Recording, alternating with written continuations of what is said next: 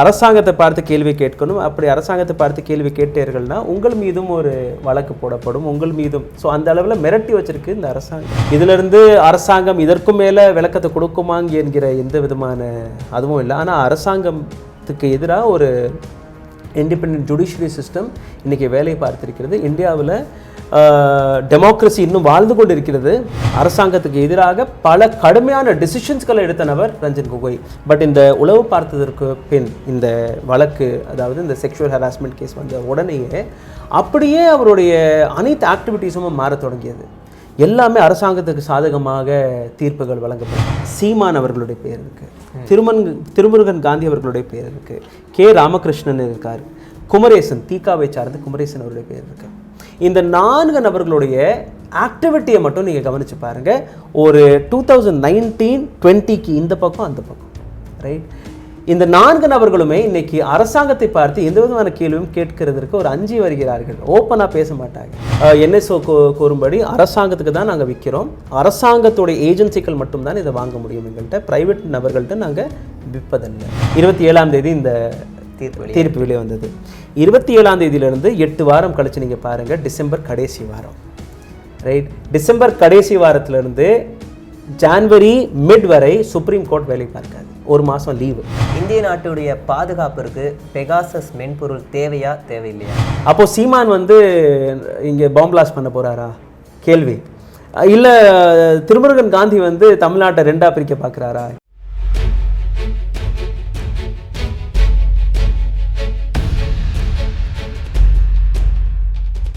நக்கீரன் நேயர்களுக்கு வணக்கம். பெகாசஸ் விவகாரம் இந்தியா மட்டுமல்ல, பல உலக நாடுகள் முழுவதும் பெரும் சர்ச்சையை ஏற்படுத்திய விவகாரம். இப்போ இந்த நிலையில தான் இந்திய உச்சநீதிமன்றம் பெகாசஸ் விவகாரம் சம்பந்தமாக ஒரு தீர்ப்பு வெளியிட்டிருக்காங்க. இந்த தீர்ப்பு குறித்து தான் நம்மோடு பேசவிருக்கிறார் தி ரூஸ்டர் நியூஸ் பத்திரிகையாளர் ராகுல். வணக்கம் சார். வணக்கம். வணக்கம். உச்சநீதிமன்றம் பெகாசஸ் விவகாரம் சம்பந்தமாக ஒரு தீர்ப்பு வெளியிட்டிருக்கிறாங்க. இந்த தீர்ப்பினுடைய சாராம்சம் என்ன? இந்த தீர்ப்பை நீங்கள் எப்படி பார்க்குறீங்க?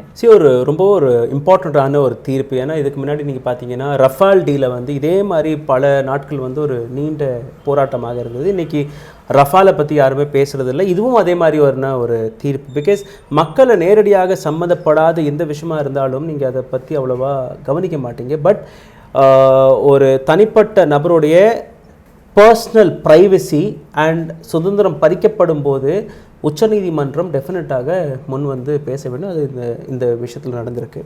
சுப்ரீம் கோர்ட் 46 பக்கம் கொண்ட ஒரு தீர்ப்பை வெளியிட்டிருக்கிறார்கள். இதில் மிக முக்கியமான விஷயங்களை குறிப்பிட்டிருக்கிறார்கள். இந்த தீர்ப்புடைய அந்த முதல் 2 வரிகளை நீங்கள் படித்தீர்கள்னாலே, if you want to keep a secret you must hide it from yourself. George Orwell எழுதிய ஒரு புஸ்தகம் இருக்குது. 1984ஆம் ஆண்டு வெளிவந்த அந்த புஸ்தகம். நீங்கள் உங்கள்கிட்ட யாருக்கும் நேரம் கிடைச்சா அந்த கூகுளில் வாங்கி படித்து பாருங்கள். இன்றைக்கி காலகட்டத்தில் இந்திய அரசாங்கம், இந்திய அரசியல் எப்படி செயல்பட்டு கொண்டு இருக்கிறதோ அப்போவே அவர் எழுதிட்டார். அனைத்து சிச்சுவேஷன்ஸுமே அப்படியே இருக்கும் இப்போ. ஸோ அந்த வார்த்தைக்கான அர்த்தம் என்னென்னா, ஒரு விஷயத்தை நீங்கள் மறைக்க பார்க்கிறீர்கள்னா அந்த விஷயத்தை உங்களுக்கிட்ட இருந்தே நீங்கள் மறைச்சிக்கணும். அப்போ தான் அதை நீங்கள் மறைக்க முடியும். ஸோ அரசாங்கத்தை பார்த்து இந்த கேட்ட கேள்வி. இன்னொரு விஷயம், நேஷ்னல் செக்யூரிட்டியை நீங்கள் ஒவ்வொரு விஷயத்திற்கும் முன் கொண்டு நீங்கள் தப்பிக்க முடியாது. நேஷ்னல் செக்யூரிட்டி என்கிற விஷயத்தை நீங்கள் எதுக்கெடுத்தாலும் கொண்டுட்டு வந்துடுறீங்க. இதை பற்றி நாங்கள் பேச மாட்டோம், இதை பற்றி நாங்கள் பதில் கொடுக்க மாட்டோம்னு சொல்கிறீங்க. பட் அது தப்பு. நேஷ்னல் செக்யூரிட்டி பிரச்சனை இருக்குன்னா அந்த பிரச்சனைக்கான கரெக்டான விளக்கத்தை இங்கே கொடுக்கணும். எதற்காக நீங்கள் நேஷ்னல் செக்யூரிட்டியை கொண்டு வர்றீங்கிற அந்த பாயிண்ட்ஸ்களை நீங்கள் வெளி வைக்கணும். இல்லைன்னா இதை நாங்கள் ஏற்றுக்கொள்ள முடியாது. ஸோ மக்களுடைய ப்ரைவசி பாதிக்கப்படும் போது, டெமோக்ரஸி பாதிக்கப்படும் போது நாங்கள் அமைதியாக இருக்க மாட்டோம். இந்த வேலையை நாங்கள் பார்ப்போம். இதற்காக ஒரு கமிட்டியை நாங்கள் அமைச்சிருக்கோம் என்று சொல்லியிருக்காங்க. இந்த கமிட்டி நீங்கள் பார்த்தீங்கன்னா செப்டம்பர் 13ஆம் தேதி, போன மாதம் செப்டம்பர் 13ஆம் தேதியே இந்த கமிட்டி அமைப்பதற்காக ஒரு தீர்ப்பு வெளிவந்தது. பட் சுப்ரீம் கோர்ட் கொடுத்த பதில் படி நீங்கள் பார்த்தீர்கள்னா, நாங்கள் பல நபர்களிடம் தொடர்பு கொண்டோம் இந்த கமிட்டியில் வருவதற்காக. அனைவருமே மறுப்பு தெரிவிச்சிட்டாங்க. அதாவது எனக்கு ஒரு பர்சனல் இஷ்யூ இருக்குது, பர்சனல் வேலை இருக்குது, இந்த பொறுப்பை நாங்கள் ஏற்றுக்கொள்ள முடியாது. இதிலிருந்து வெளிவரும் இன்னொரு விஷயம் என்னென்னா, அரசாங்கத்தை பார்த்து யாருமே கேள்வி கேட்பதற்காக தயாராக இல்லை. நிலையை பாருங்கள். ஸோ அரசாங்கத்தை பார்த்து கேள்வி கேட்கணும். அப்படி அரசாங்கத்தை பார்த்து கேள்வி கேட்டீர்கள்னா உங்கள் மீதும் ஒரு வழக்கு போடப்படும், உங்கள் மீதும். ஸோ அந்த அளவில் மிரட்டி வச்சிருக்கு இந்த அரசாங்கம். சுப்ரீம் கோர்ட்டோட ரிட்டையர்ட் ஜட்ஜ் ஆர்வி ரவீந்தர் அவர்கள் தான் இந்த கமிட்டிக்காக தலைமையில் இருக்காங்க. இவருக்கு 2 அசிஸ்டண்ட் இருக்கார்கள். ஆலோக் ஜோஷி 1976 பேட்சில் இருக்கக்கூடிய ஒரு ஐபிஎஸ் ஆஃபீஸர். அதுக்கப்புறம் Sandeep Oberoi chairman sub committee in international organisation standardisation international electro technical commission joint technical committee. So இந்த 3 நபர்கள் கொண்ட ஒரு குழு. இவர்களுக்கு ஒரு டெக்னிக்கல் டீமும் கொடுத்துருக்காங்க. இந்த டெக்னிக்கல் டீம் எதற்குன்னா, அரசாங்கம் எடுத்து வச்ச விவாதம் சுப்ரீம் கோர்ட்டில், நாங்கள் சுப்ரீம் கோர்ட்டில் எந்த விதமான எஃபிடபிட்டும் நாங்கள் கொடுக்க தயாராக இல்லை. பார்லிமெண்ட்டில் கேட்க இந்த கேள்வியை கேட்டபோது பார்லிமெண்ட்டில் நாங்கள் எந்த விதமான பதிலும் கொடுக்க மாட்டோம். கிட்டத்தட்ட 48 நாடுகள் பெகசஸை யூஸ் பண்ணிட்டு வர்றாங்க, நாங்கள் என்னத்தை புதுசாக செஞ்சுட்டோம். ஸோ அரசாங்கம் நாங்கள் யூஸ் பண்ணுறோமா பண்ணலையாங்கிற விஷயத்துக்கு வரல. பல நாடுகள் யூஸ் பண்ணுறாங்க, அதனால் நாங்களும் பண்ணுறோம். சரியா? ஒரு நேர பதில் கொடுக்காம ஒரு சுற்றி வளைச்சு பதில் கொடுத்துட்டாங்க. இப்போது அந்த நேரத்தில் அவருக்கு என்ன சொன்னாங்கன்னா, ஒரு எக்ஸ்பர்ட் கமிட்டி கிட்ட இந்த பதிலை நாங்கள் கொடுப்போம், ஏன்னா டெக்னிக்கலாக பல விஷயங்கள் இருக்குது, உங்களுக்கு புரியாது. ஸோ இதை நாங்கள் சுப்ரீம் கோர்ட்டில் கொடுக்க முடியாது அப்படின்னு. சரி, ஓகே. அதுக்காகவும் ஒரு டெக்னிக்கல் கமிட்டி அமைக்கப்பட்டிருக்கிறது. அதாவது 3 நபர்கள் கொண்ட இந்த குழு, இவர்களுக்கு கீழே இருக்கக்கூடிய டெக்னிக்கல் கமிட்டி. இதில் பார்த்தீங்கன்னா நவீன்குமார் சௌத்ரி, டாக்டர் பிரபாகர், இவரும் ப்ரொஃபஸராக இருக்கிறார். இன்னொரு நபர் நீங்கள் பார்த்தீங்கன்னா டாக்டர் அஸ்வின் அனில் கும்தே. இந்த 6 நபர்கள் கொண்ட குழு. இதை தாண்டி எந்த துறையாக இருந்தாலும், டிஃபென்ஸ், ஐடி அல்ல ஃபாரென்சிக், எதுவாக இருந்தாலும் உங்களுக்கு ஒரு ஸ்பெசிஃபிக்கான ஒரு நபர் தேவைப்பட்டால் நீங்கள் எடுத்துக்கலாம், ஹையர் பண்ணலாம், உலகத்தில் எங்கே இருந்தாலும். ஸோ இந்த அதிகாரத்தை சுப்ரீம் கோர்ட் கொடுத்துருச்சு. இப்போது இந்த அதிகாரம் வெளியில் வந்ததுக்கப்புறம் தான் இந்த ஒட்டுமொத்த பிரச்சனையே ஒரு விதத்தில் ஒரு தீர்ப்பை நோக்கி போய் கொண்டு இருக்குது. இதிலிருந்து அரசாங்கம் இதற்கும் மேலே விளக்கத்தை கொடுக்குமாங்க என்கிற எந்த விதமான அதுவும் இல்லை. ஆனால் அரசாங்கத்துக்கு எதிராக ஒரு இண்டிபெண்டன்ட் ஜுடிஷியரி சிஸ்டம் இன்றைக்கி வேலை பார்த்திருக்கிறது. இந்தியாவில் டெமோக்ரஸி இன்னும் வாழ்ந்து கொண்டு இருக்கிறது. இந்த தீர்ப்பிலிருந்து ப்ரூஃப் ஆகிருக்கு. இப்போ இந்த பெகாசஸ் விவகாரத்தில் எதிர்கட்சியினுடைய முக்கியமான தலைவர்களுடைய செல்ஃபோன்லாம் ஒட்டு கேட்கப்பட்டிருக்குன்னு ஒரு புகார் இருக்கு. 161 பேர் இந்தியாவில். இதில் பார்த்தீங்கன்னா 40க்கும் மேற்பட்ட பத்திரிகையாளர்கள் இருக்கார்கள், ஆப்போசிஷன் தலைவர்கள் இருக்கிறார்கள், டிஃபென்ஸில் இருக்கக்கூடிய முக்கியமான நபர்கள் இருக்கிறார்கள், யாருடைய வேலை உளவு பார்ப்பதாக இருக்குதோ அவர்களுடைய பேர் தாண்டி பாஜகவினுடைய அமைச்சர்கள், மத்திய அதெல்லாம் இருக்குது. அந்த பட்டியலை நான் உங்களுக்கு கொஞ்சம் கொஞ்சமாக விளக்கிடுறேன், யாரெல்லாம் இந்த இதில் இருக்காங்கன்னு உங்களுக்கு புரிஞ்சிடும் எந்த அளவில் இது சீரியஸாக இருக்குன்னு. ஒரு சாதாரண நபர் மீது கூட ஒரு பெகசஸ் உளவு பார்க்கப்பட்டிருக்கு. அதாவது எந்த விதமான பொலிட்டிக்கல் பார்ட்டியில் சம்மந்தப்படாத ஒரு நபர், அவருடைய குடும்பத்தினர்கள், அவங்களும் இதில் வந்திருக்காங்க. ஸோ எந்த அளவில் இது ஒரு பர்சனல் ப்ரைவசியை களங்கப்படுத்தி இருக்குன்னு பாருங்கள். 40க்கும் மேற்பட்ட பத்திரிகையாளர்கள் இந்தியாவில். எதிர்கட்சி தலைவர்கள் நீங்கள் பார்த்தீங்கன்னா ராகுல் காந்தி 2019ஆம் ஆண்டு நடந்த தேர்தலில் பிரைம் மினிஸ்டர் கேண்டிடேட்டாக இருந்த நபர் தான் ராகுல் காந்தி. ஸோ அந்த நபர் மீது உளவு பார்க்கப்பட்டது. ராகுல் காந்தியோடைய மிகவும் க்ளோஸ் எய்டான அலங்கார் சவை, அவர் மீது உளவு பார்க்கப்பட்டது. இன்னொரு நபர் சச்சின் ராவ், இவரும் ராகுல் காந்தியோடைய க்ளோஸ் எய்ட். சரியா?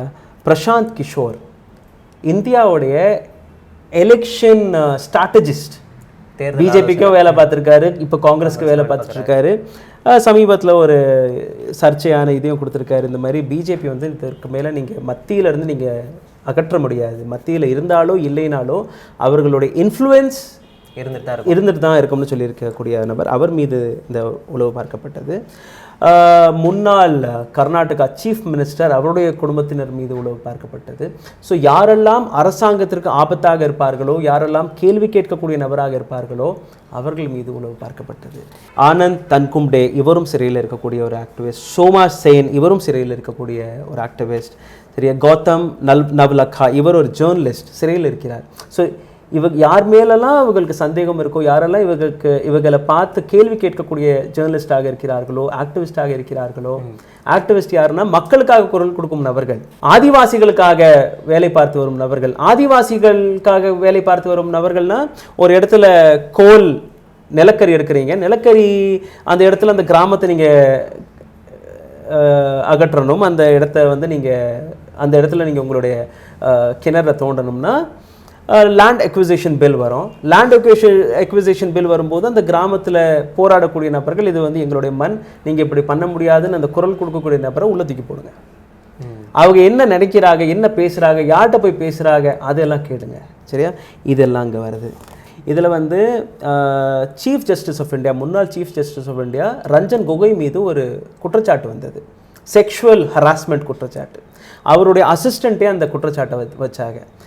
ஸோ அதில் நீங்கள் பார்த்தீங்கன்னா யார் அந்த குற்றச்சாட்டை வச்சார்களோ அந்த பெண் மீது, அந்த பெண்ணுடைய கணவர் மீது, அந்த பெண்ணுடைய குழந்தனார் மீது இந்த ஸ்பைவேர் போடப்பட்டது. அவங்க என்ன பேசுகிறாங்க, யார்கிட்ட பேசுகிறாங்க. இன்னும் நீங்கள் பார்த்தீங்கன்னா ரஞ்சன் கோகோய் அவர்களே அந்த ஜட்ஜ் சேரில் போய் உட்காந்துட்டார். அவர் மீது தான் குற்றச்சாட்டு, நானே இதற்கான தீர்ப்பை கொடுத்துக்கிறேன்னு அந்த தீர்ப்பை வழங்கிட்டார். ஸோ இதுக்கு முன்னாடி நீங்கள் பார்த்தீங்கன்னா அரசாங்கத்துக்கு எதிராக குரல் கொடுத்த நபரும் இதே ரஞ்சன் கோகோய் தான். ரைட்? அரசாங்கத்துக்கு எதிராக பல கடுமையான டிசிஷன்ஸ்களை எடுத்த நபர் ரஞ்சன் கோகோய். பட் இந்த உளவு பார்த்ததற்கு பின் இந்த வழக்கு, அதாவது இந்த செக்ஷுவல் ஹராஸ்மெண்ட் கேஸ் வந்த உடனேயே அப்படியே அவருடைய அனைத்து ஆக்டிவிட்டீஸும் மாற தொடங்கியது. எல்லாமே அரசாங்கத்துக்கு சாதகமாக தீர்ப்புகள் வழங்கப்பட்டது. இன்றைக்கி பார்த்தீங்கன்னா பிஜேபியோடைய ராஜ்யசபா எம்பி பதவியும் அவருக்கு கிடச்சிருச்சு. ரைட்? ஸோ நீங்கள் என்னை பற்றி கேள்வி கேட்டிங்கன்னா உங்களுடைய சீக்ரெட்ஸ்களை நான் எடுத்துப்பேன். அந்த சீக்ரெட்ஸ்களை வச்சு நான் மிரட்ட பார்ப்பேன். அந்த சீக்ரெட்டுகளில் வச்சு நீங்கள் எனக்காக வேலை பார்த்தீர்கள்னா ஓகே, உங்களுக்கு இந்த மாதிரி பரிசுகளும் கிடைக்கும். இல்லைன்னா நீங்கள் சிறைக்கு போக வேண்டியதுதான். எஸ். இன்னும் ரொம்ப ஒரு இன்ட்ரெஸ்டிங்கான விஷயம் இருக்குது. தமிழகத்தை சார்ந்த 4 நபர்களுடைய பேர் இருக்குது. சீமான் அவர்களுடைய பேர் இருக்குது, திருமுருகன் காந்தி அவர்களுடைய பேர் இருக்குது, கே ராமகிருஷ்ணன் இருக்கார், குமரேசன், தீகாவை சார்ந்த குமரேசன் அவருடைய பேர் இருக்குது. இந்த 4 நபர்களுடைய ஆக்டிவிட்டியை மட்டும் நீங்கள் கவனித்து பாருங்கள். ஒரு 2019-20க்கு இந்த பக்கம் அந்த பக்கம். ரைட்? இந்த 4 நபர்களுமே இன்னைக்கு அரசாங்கத்தை பார்த்து எந்த விதமான கேள்வியும் கேட்கிறதுக்கு ஒரு அஞ்சி வருகிறார்கள். ஓப்பனாக பேச மாட்டாங்க. ரைட்? அவர்களுடைய பொலிட்டிக்கல் ஸ்டாண்டே மாறிடுச்சு. You got my point. So எந்த அளவில் அவங்களுடைய சீக்ரெட்ஸ் உளவு பார்க்கப்பட்டிருக்கிறதுன்னு பாருங்கள். இன்றைக்கி வந்து அவங்களால வெளிப்படையாக எப்படி அவர்கள் பேசினார்களோ இன்றைக்கி அந்த அளவில் பேச முடியலை. ஸோ இதற்கான காரணமும் ஒன்று இருக்குது. ஸோ இதெல்லாம் இந்த பட்டியல் அப்படியே பார்த்துட்டே போனீங்கன்னா பாகிஸ்தானுடைய பிரைம் மினிஸ்டர் உட்பட இந்த பட்டியலில் இருக்கு. இப்போ இத்தனை பேரையும் திட்டமிட்டு அவங்க தேர்ந்தெடுத்துடுறாங்க. இதுக்கு பின்னாடி யார் இருக்காங்க நீங்க நினைக்கிறீங்க? டெஃபினட்டாக NSO என்கிற நிறுவனம் இஸ்ரேலை சார்ந்த ஒரு கம்பெனி. இது வந்து இஸ்ரேல் கவர்மெண்ட்டை சார்ந்த கம்பெனி இல்லை, இஸ்ரேலில் இருக்கக்கூடிய NSO என்கிற கம்பெனி இந்த ஸ்பைவேரை கண்டுபிடிச்சிருக்காங்க. ஸோ அவங்க என்ன சொல்கிறாங்கன்னா, நாங்கள் வந்து எந்த விதமான தனியார் நிறுவனத்திற்கும் இதை விற்கிறது இல்லை. ஒரு நாட்டு அரசாங்கத்திற்கு அவங்களுடைய நேஷ்னல் செக்யூரிட்டி, அந்த நாட்டுடைய பாதுகாப்பை சம்மந்தப்பட்ட ஏஜென்சிகள் வாங்கலாம். சரி, இந்தியாவில் வந்து கிட்டத்தட்ட ஒரு 12-13 ஏஜென்சிகள் இருக்குது. அவங்கள்ட்ட இந்த அதிகாரம் இருக்குது, நீங்கள் போய் வாங்கலாம்னு சொல்லலாம். அதில் பார்த்தீங்கன்னா சிபிஐ, இடி, இது நார்கோட்டிக் கண்ட்ரோல் பியூரோ, இதுக்கப்புறம் டெல்லி போலீஸ் கமிஷனர், இது போன்ற ராக்கிட்ட இந்த விஷயம் இருக்குது. இந்த எல்லா ஏஜென்சியும் நீங்கள் பார்த்தீங்கன்னா ஹோம் மினிஸ்ட்ரிக்கு கீழே வரும். ஹோம் மினிஸ்டர் யார்? அமித்ஷா அவர்கள். ரைட்? ஸோ இந்த அனைத்து ஏஜென்சியோடைய கண்ட்ரோல் வந்து ஒரு பவரில் இருக்குது. பட் இந்த அனைத்து ஏஜென்சியுமே தனித்தனி இடங்களில் வேலை பார்த்து வரும் ஏஜென்சிகள். இந்த கேள்வி கேட்டபோது பார்லிமெண்ட்டில் இந்த கேள்விக்கான விடயத்தை நாங்கள் கொடுக்க முடியாது, because it's a national security issue. But அந்த இடத்துல நீங்கள் பார்த்தீங்கன்னா டிஃபென்ஸ் டைரக்டர் அவர் வெளியில் வந்து நாங்கள் வந்து இந்த வேலையை பார்க்கலை வெளிப்படையாக சொல்லிட்டாரு. அதுக்கப்புறம் டெல்லி போலீஸ் கமிஷனர் அவரும் வெளியில் வந்துட்டு நாங்கள் இந்த உளவு பார்க்கும் வேலை, இந்த பெகசஸ் என்கிற விவகாரத்தை நாங்கள் பார்க்கலன்னு சொல்லிட்டாங்க. பட் அரசாங்கத்துக்கிட்ட கேட்கும்போது அரசாங்கம் நாங்கள் உபயோகப்படுத்துகிறோம், எங்கள்கிட்ட இருக்குது, இல்லை, எதையுமே சொல்லலை. இருக்கணும் சொல்லலை, இல்லைன்னு சொல்லலை. ஸோ இது வந்து ஒரு கொஸ்டின் மார்க்காகவே இருக்குது. பட் டெக்னிக்கலாக பார்த்தீங்கன்னா NSO கூறும்படி அரசாங்கத்துக்கு தான் நாங்கள் விற்கிறோம், அரசாங்கத்துடைய ஏஜென்சிகள் மட்டும்தான் இதை வாங்க முடியும், எங்கள்கிட்ட ப்ரைவேட் நபர்கள்ட்ட நாங்கள் விற்பதில்லை. இப்போது இந்த விவகாரம் சம்மந்தமாக எதிர்க்கட்சியினர் நாடாளுமன்றத்தில் கேள்வி எழுப்பினாலும் இவங்க பதில் சொல்ல மாட்டாங்க, உச்சநீதிமன்றத்தில் நீதிபதி கேள்வி எழுப்பினாலும் இவங்க அது சம்மந்தமாகவும் பதில் சொல்ல மாட்டாங்க. நேஷ்னல் செக்யூரிட்டி அப்படிங்கிற மாதிரியான ஒரு விஷயத்தை தான் அவங்க முன்வைக்கிறாங்க. இப்போ இவங்ககிட்ட யார் கேட்டால் தான் இந்த பதில் அவங்க வெளிப்படுத்துவாங்க? ஒரு எக்ஸ்பர்ட் கமிட்டி கிட்ட நாங்கள் பேசுவோம். சரியா? இப்போ எக்ஸ்பர்ட் கமிட்டி அமைச்சாச்சு. எக்ஸ்பர்ட் கமிட்டியில் நீங்கள் யார்கிட்ட போய் கேட்பீங்க? யாரெல்லாம் இந்த பட்டியலில் இருக்காங்களோ அவங்கள்ட்ட. ஒரு ப்ரைவேட் பிஸ்னஸ் மேன் பதில் கொடுத்துருவாரு. ஒரு ஜேர்னலிஸ்ட்டை வந்து கேட்கும்போது பதிலை கொடுத்துருவாங்க. பட் கான்ஸ்டியூஷனல் பொசிஷனில் இருக்கக்கூடிய நபர்கள், இதில் பியூரோக்ரேட்ஸும் இருக்காங்க. சரியா? அந்த பேரெல்லாம் நான் எடுக்கலை. பட் பியூரோக்ரேட்ஸும் இருக்காங்க. அதாவது அரசில் இருக்கக்கூடிய ஒரு மிகப்பெரிய பொசிஷனில் இருக்கக்கூடிய நபர்கள். அவங்க வந்து அரசாங்கத்துக்கிட்ட தானே இன்றைக்கி வேலை பார்த்துட்ருக்காங்க. சம்பளம் அங்கிருந்து தானே வருது. ஸோ அரசாங்கத்தை எதிர்த்து அவங்க பேச மாட்டாங்க. கான்ஸ்டியூஷன் இன்ஸ்டிடியூஷன்ஸ்கள், சுப்ரீம் கோர்ட்டாக இருக்கட்டும், பல ஜட்ஜ்களுடைய பேர் இதில் இருக்குது, பல அட்வொகேட்டுடைய பேர் இருக்குது. ஸோ சுப்ரீம் கோர்ட்டுடைய ஜட்ஜ்களாக இருக்கட்டும், எலெக்ஷன் கமிஷனாக இருக்கட்டும், இடியாக இருக்கட்டும், சிபிஐயாக இருக்கட்டும், இன்கம் டேக்ஸ் ஆஃபீஸாக இருக்கட்டும், இந்த இடங்களில் இருக்கக்கூடிய பியூரோக்ரேட்ஸாக இருக்கட்டும், இப்போ யாருமே வாயை திறக்க மாட்டாங்க. கரெக்ட்? ஸோ உங்களுடைய எக்ஸ்பர்ட் கமிட்டி எந்த அளவில் அந்த விசாரணை நடத்த முடியும், ஆய்வை நடத்த முடியும் என்கிறதே ஒரு மிகப்பெரிய கேள்வி. இது வெளியில் வராது. ஆமாம். ஸோ இதுதான் சுப்ரீம் கோர்ட்டை சொல்லியிருக்கு. தன்னுடைய 46 பக்கம் கொண்ட இந்த இதில் சொல்லியிருக்குது. இந்த விவகாரத்தில் விஷயம் வெளிவராதது நாங்கள் நம்புகிறோம், எங்களுக்கு தெரியும். ஆனால் இந்த முயற்சி நாங்கள் விட மாட்டோம். இன்னொரு விஷயம் இருக்குது இதில். சுப்ரீம் கோர்ட் 8 வாரத்துக்கு அப்புறம் இந்த விசாரணை வரும்னு சொல்லியிருக்காங்க. 27ஆம் தேதி இந்த தீர்ப்பு வெளியே வந்தது. 27ஆம் தேதியிலிருந்து 8 வாரம் கழிச்சு நீங்கள் பாருங்கள், டிசம்பர் கடைசி வாரம். ரைட்? டிசம்பர் கடைசி வாரத்திலிருந்து ஜான்வரி மிட் வரை சுப்ரீம் கோர்ட் வேலை பார்க்காது. ஒரு மாதம் லீவு. ரைட்? ஸோ இந்த தீர்ப்புக்கான டேட்டே அவங்க அப்படி தான் கொடுத்துருக்காங்க. டேட் வராது. எப்போ வரும்? ஃபர்ஸ்ட் வீக்கில் வருமா? வராது. செகண்ட் வீக் ஆஃப் ஜான்வரியில் தான் சுப்ரீம் கோர்ட் ஓப்பன் ஆகும். அதுக்கப்புறம் ஒரு டேட் கொடுக்கப்படும். அதுக்கப்புறம் இந்த விவகாரம் வரும். ஸோ 8 வாரம் இல்லை, இது ஒரு கிட்டத்தட்ட 10லேருந்து 12 வாரம் கழித்து தான் இந்த ஆய்வு வரும்.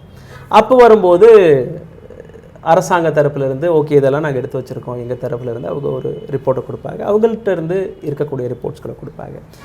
இந்த கமிட்டியோடைய முதல் ஆய்வு, ஸ்பைவேர் உண்மையிலே இருக்கா இல்லையா, பெகசஸ் என்கிற இந்த ஸ்பைவேர் உண்மையிலே இருக்கா இல்லையா, ஸ்பைவேரை வைத்து எந்த அளவில் மக்களுடைய பிரைவேட் பர்சனல் வாழ்க்கை பிரைவசி பாதிக்கப்படும் அந்த விஷயத்தை நீங்கள் எடுத்து சொல்லலாம். இதே ரிப்போர்ட்டில் சுப்ரீம் கோர்ட் அடுத்த லைனில் என்ன எழுதுதுன்னா, இந்த ஸ்பைவேர் இஸ்ரேல் நாட்டை சார்ந்த ஒரு ஸ்பைவேர் 2019ஆம் ஆண்டிலிருந்தே பல நாடுகள் இதை பற்றி பேசிகிட்டு இருக்காங்க. பல நாடுகளில் ஆய்வு நடக்குது. ஒரு பக்கம் நீங்கள் விசாரிக்க வேண்டும்னு சொல்கிறீங்க, இன்னொரு பக்கம் அதை நம்பாமல் இது வந்து இருக்கா இல்லையாங்கிற ஒரு கேள்வி வைக்கிறீங்க.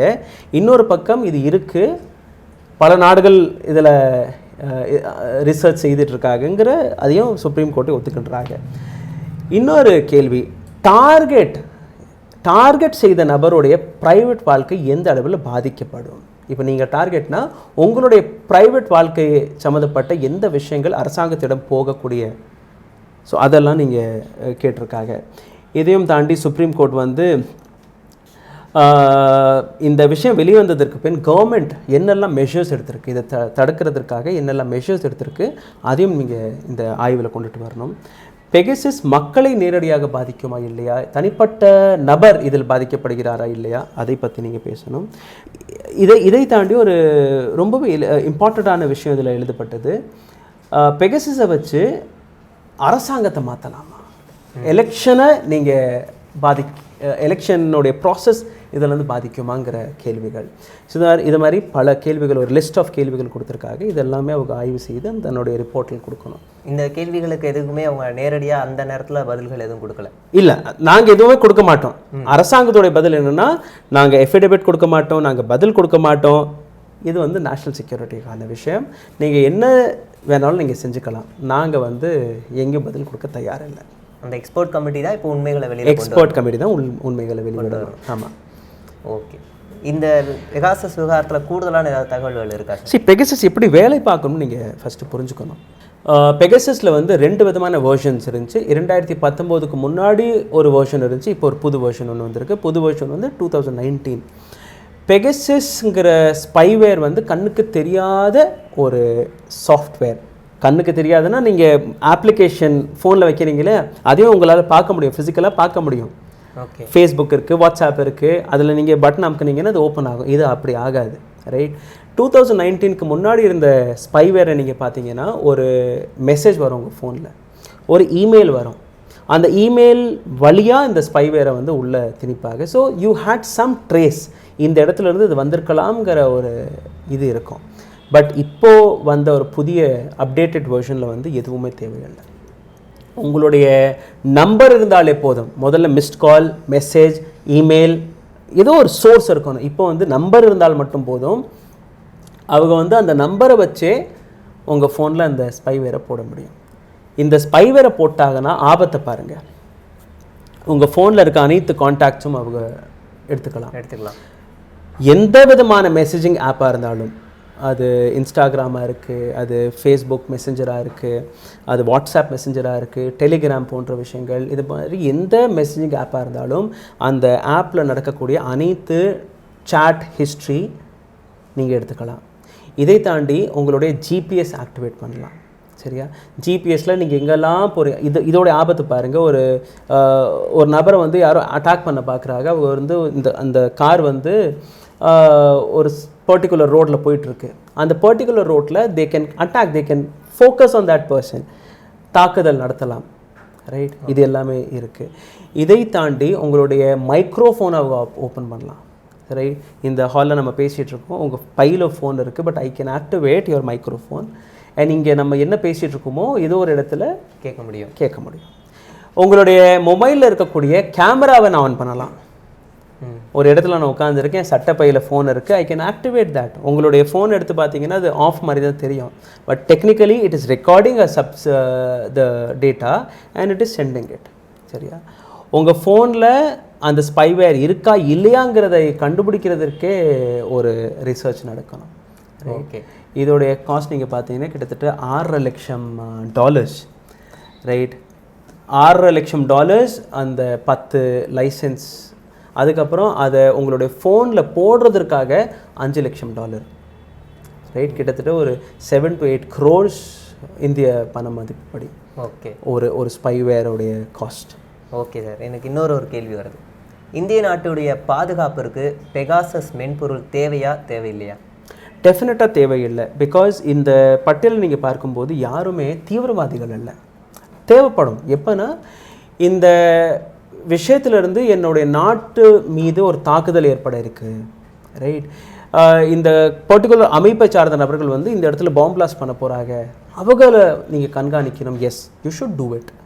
பட் இந்த பட்டியலில் நீங்கள் பார்க்கக்கூடிய நபர்கள் யார்?